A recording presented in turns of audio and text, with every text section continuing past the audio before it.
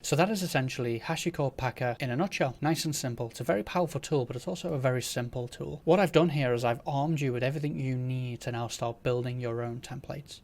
You don't really need much more than what I've given you. You need to go in just simply, besides going and looking at the documentation and looking to see what builders are available, what communicators are available. There's also a Windows RM communicator, so if you need to talk to Windows systems, there's a communicator for doing that too.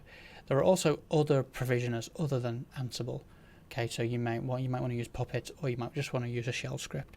We saw an example of a shell script being used. So you want to go and check out those provisioners and check out what options are available to you.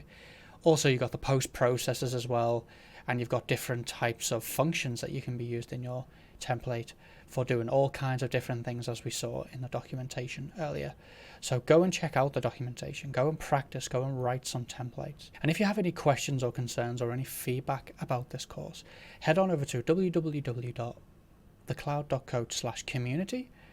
Head on over to click the link there to join the Discord community, and feel free to ask any questions or raise any concerns that you might have, or even request additional videos to be added to this course if there's some material that you're struggling with. Thank you for your time today. I hope that's been instructive. I hope that's been useful.